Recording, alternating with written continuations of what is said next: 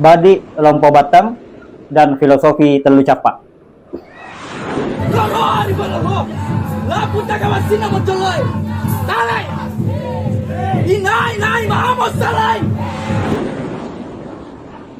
Sahabat Metro.com, masyarakat Sulawesi Selatan, khususnya Bugis Makassar, dikenal sebagai masyarakat yang gemar merantau sejak dahulu. Mereka berani mengarungi lautan luas dengan menggunakan perahu sederhana, yakni perahu pinisi. Itu sebabnya orang-orang Bugis Makassar dapat ditemukan hampir di semua wilayah-wilayah pesisir pulau di seluruh Indonesia. Keberanian masyarakat Bugis dan Makassar juga ditandai dengan ditemukannya senjata tradisional, khususnya badi. Badi merupakan sebilah pisau kecil berujung runcing dengan pegangan dari kayu yang melengkung.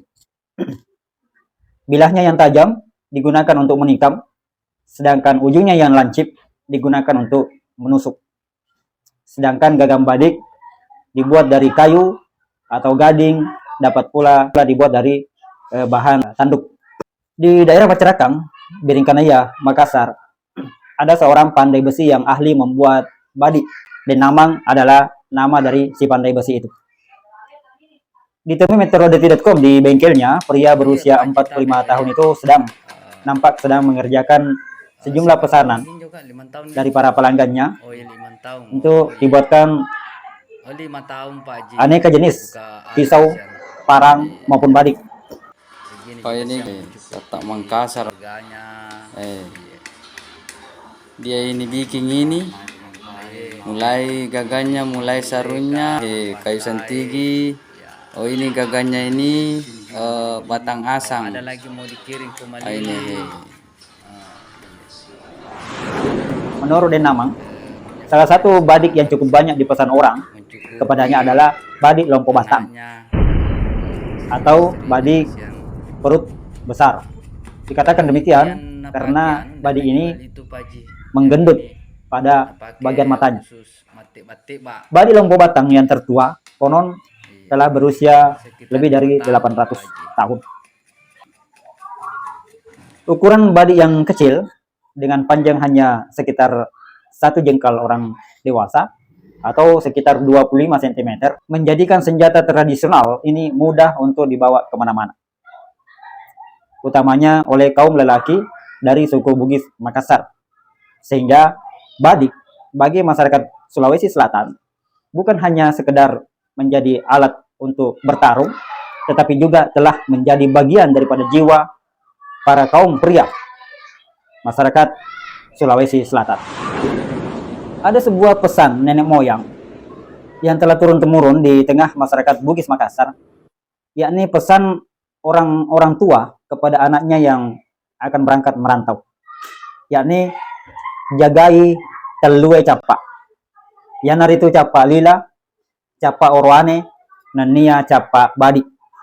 Artinya, jagalah 3 ujung wahai anakku. Ujung pertama adalah ujung lidah, ujung kedua adalah ujung kelaki-lakian, dan ujung ketiga adalah ujung badi.